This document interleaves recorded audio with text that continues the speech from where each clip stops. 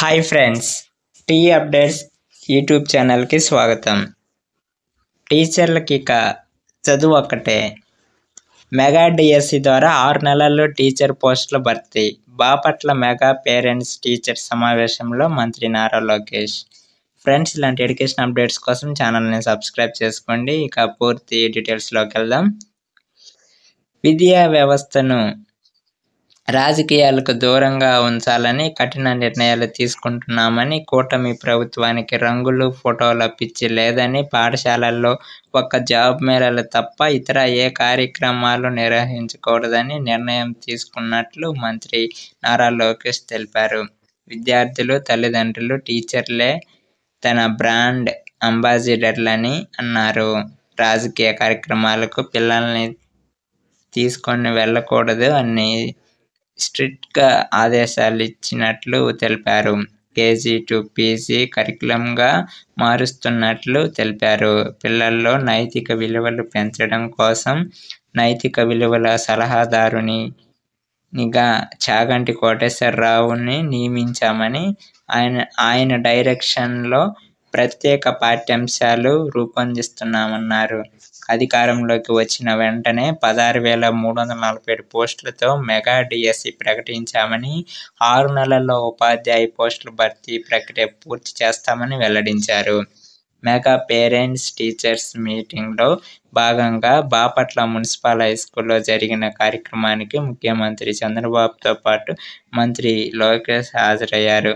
ఈ సందర్భంగా లోకేష్ మాట్లాడుతూ, మెగా పేరెంట్స్ టీచర్స్ మీటింగ్ చూస్తుంటే సంక్రాంతి పండుగ ముందే వచ్చినట్టుగా ఉందన్నారు. రాష్ట్ర వ్యాప్తంగా 45,094 ప్రభుత్వ మరియు ఎయిడెడ్ పాఠశాలల్లో ఒకేసారి నిర్వహించినట్లు తెలిపారు. ఇందులో 35 లక్షల మంది విద్యార్థులు, 71 లక్షల తల్లిదండ్రులు, 1,88,266 మంది ఉపాధ్యాయులు, 50,000కు పైగా ప్రజాప్రతినిధులు పాల్గొన్నారన్నారు.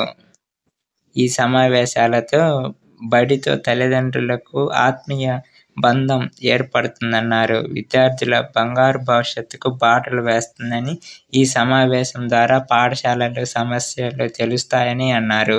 ముఖ్యమంత్రి చంద్రబాబు విజనరీ ఆలోచనలతో మన విద్యా వ్యవస్థ దేశానికి ఆదర్శంగా ఉండేలా ఆంధ్ర మోడల్ తీసుకొస్తున్నామని అన్నారు. మెగా పీటీఎం ద్వారా ప్రభుత్వ పాఠశాలలు, టీచర్లు, విద్యార్థులు, తల్లిదండ్రుల మధ్య బంధం బలపడుతుందన్నారు.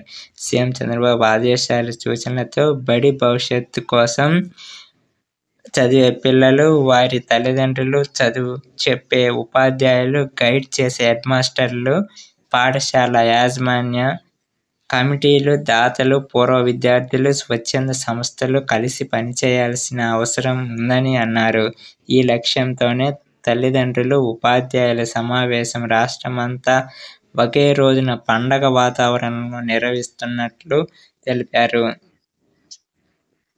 పేరెంట్స్ టీచర్ మీటింగ్లు అన్ని చోట్ల జరుగుతాయని, కానీ రాష్ట్రమంతా ఒకేసారి వేలాది స్కూళ్లలో లక్షలాది విద్యార్థులు, టీచర్లు, తల్లిదండ్రులు సమావేశం కావడం ఒక చరిత్ర అని అన్నారు.